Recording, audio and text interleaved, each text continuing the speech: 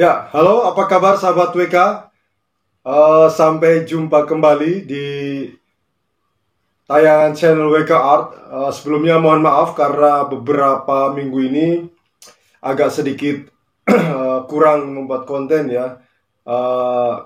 Ya, selain saya sedang menyiapkan project konten untuk Rings Panorama, juga beberapa hari ini saya sedang terkena flu berat, jadi tidak memungkinkan untuk membuat konten, dan sekarang pun suaranya masih terlihat sedikit aliens ya.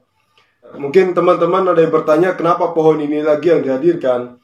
Ya, karena saya rasa ini momen yang sangat tepat dan penting buat teman-teman yang sebelumnya sudah mengikuti tutorial tahap akhir ya. Jadi tutorial pruning tahap akhir itu bukan berarti akhir sudah selesai tahapannya ya.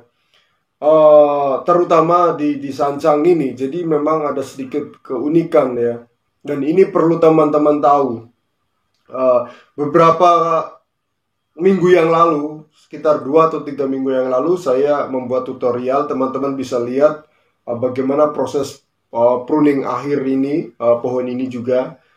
Yang kemudian ini tidak mau saya lewatkan karena ini sangat penting. Bagaimana ada tahapan setelah pruning akhir ini, di mana kita memecah kekompakan ranting atau cucu ranting ini. Nah, ini yang perlu diketahui, yaitu menjaga keseimbangan. Keseimbangan di sini tidak fokus pada komposisi dalam arti komposisi penataan ranting dan cabang, tidak, tapi bagaimana kita memahami secara botanikalnya juga fisiologinya. Artinya di sini keseimbangan pertumbuhan pohon ini sendiri, karena ini sangat penting ya, termasuk dalam proses membuat bonsai. Beda lagi dengan kita hanya menanam untuk menyuburkan saja. Namun ini pada tahapan akhir ini sangat memang penting, dan ini menjadi contoh bahan yang saya rasa sudah cukup untuk bisa mewakili sebagai contoh untuk tutorial WK Art. Jadi di sini adalah tahapan yang memang bisa dibilang langka sekali atau jarang sekali bisa menemukan momen yang pas yang saya rasa untuk bisa menjadi untuk tutorial. Ya, keseimbangan di sini adalah selain mengatur dari bagaimana pertumbuhan ini menjadi kompak, tumbuhnya tunas-tunas baru. Namun juga ini hal yang paling penting, yang finish, dan itu bisa menjadi fatal jika teman-teman tidak merhatikan titik tumbuhnya atau mengontrol titik tumbuhnya tunas baru ini. Ini karena sangat berbahaya sekali, karena jelas di saat proses pruning tahap akhir itu, yaitu melepas semua daun itu dan kita memberikan sebuah nutrisi yang cukup, maka tentunya pertumbuhan ini sangat cepat sekali ya. Jadi selain merangsang pertumbuhannya, kita pun harus mengontrol. Jadi bagaimana teknik mengontrolnya, teman-teman bisa ikuti terus tayangan ini, dan saya sedikit nanti melakukan tahapan dan pemilihan tunas mana yang perlu dipertahankan dan perlu dihilangkan. Ya, itu fungsinya untuk mengontrol keseimbangan itu ya. Oke teman-teman, kita saksikan saja langsung.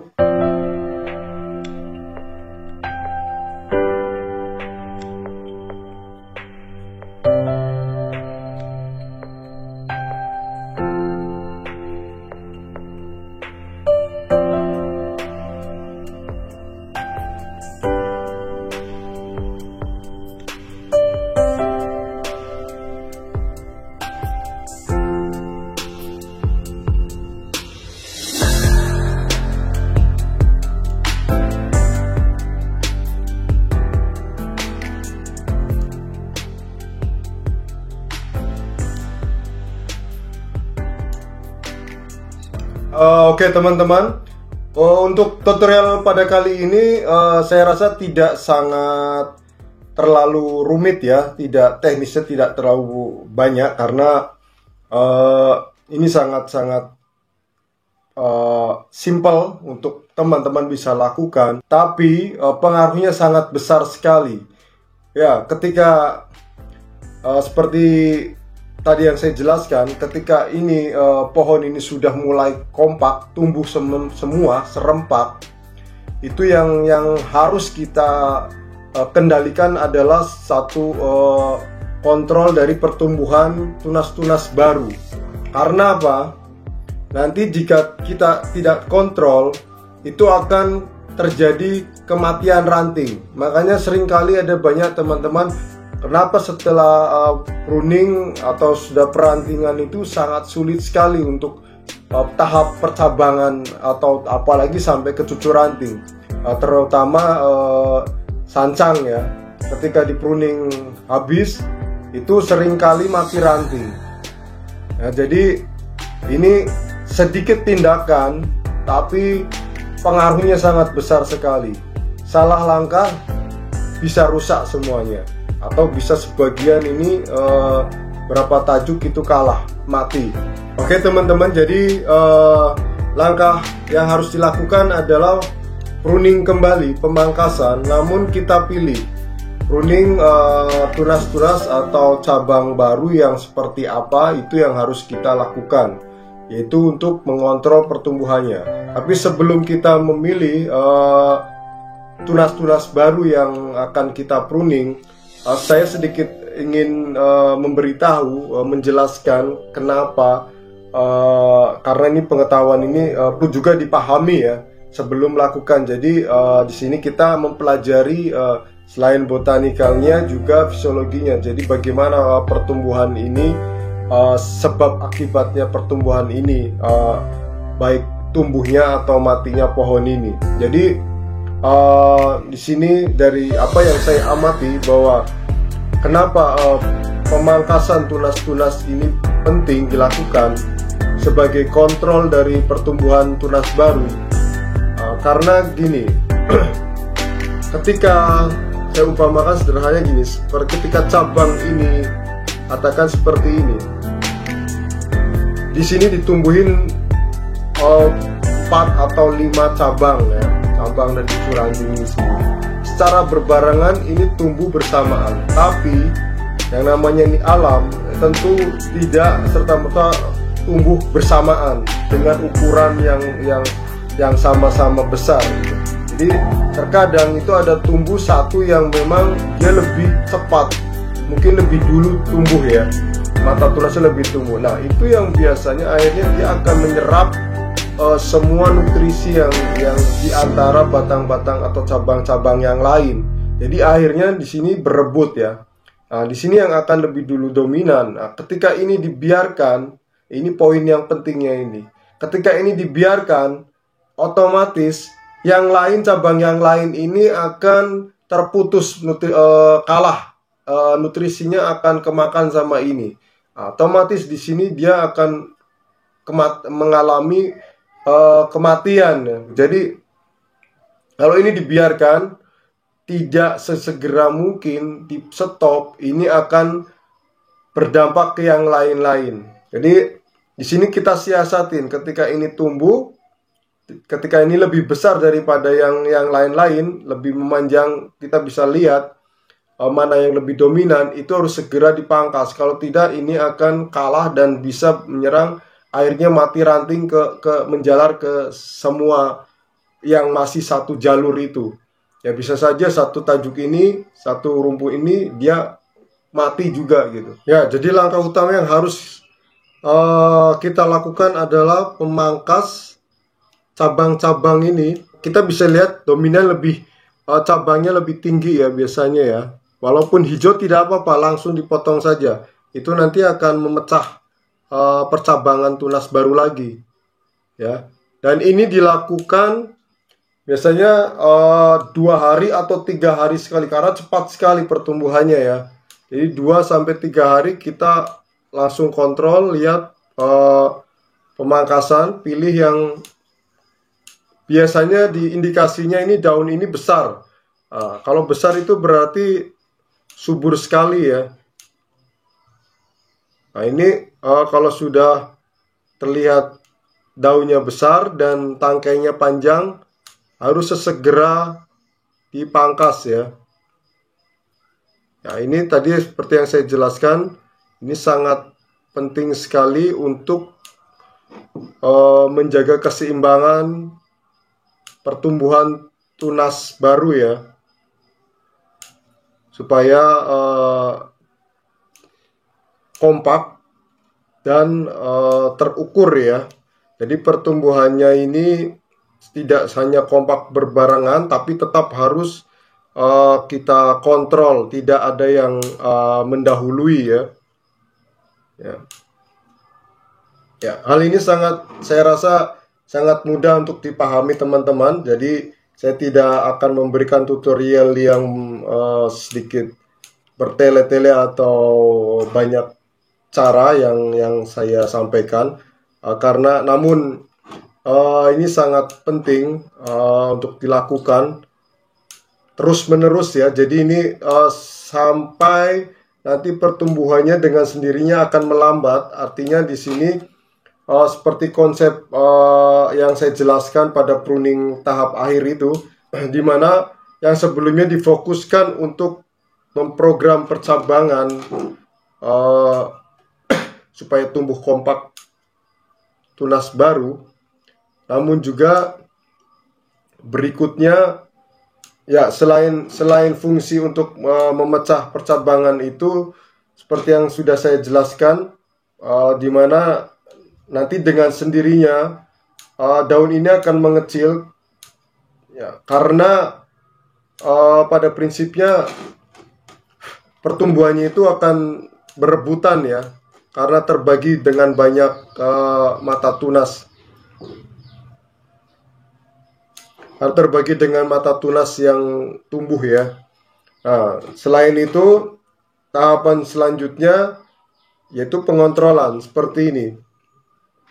Nah, dengan mengontrol memangkas daun-daun besar ini terus dilakukan sampai pada akhirnya nanti serempak. Ukurannya itu hampir sama.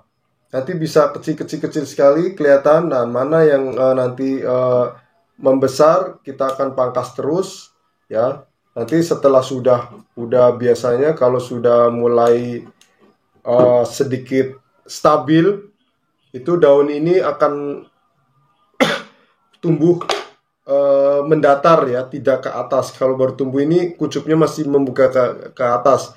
Jadi nanti akan lebih mendatar semua rata. Nah, terus di situ akan kelihatan indikasi mana yang tunas baru. Nah, itu kita bisa pangkas terus, nanti akan lama-lama akan memecah banyak cabang, dan akhirnya bonsai ini akan memiliki daun yang kecil-kecil ya. Oke, kurang lebih seperti itu teman-teman. Jadi dari mulai tahap pruning akhir itu, dari pengenolan semua sampai hingga tumbuh seperti ini, kita lakukan ya 2-3 hari sekali. Jangan sampai telat. Kalau telat, yang dikhawatirkan seperti itu tadi yang saya jelaskan, akan mati ranting dan bisa fatal ya. Kerja kita membuat karya ini bertahun-tahun hanya salah penanganan, atau kita telat, atau bahkan tidak tahu dari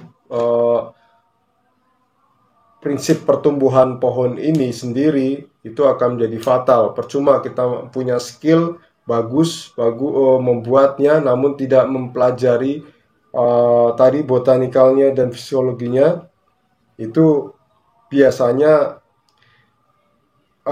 akan terasa manfaatnya ketika di bonsai-bonsai yang sudah digarap, daripada pohon yang memang sudah masuk ke tahap akhir ya.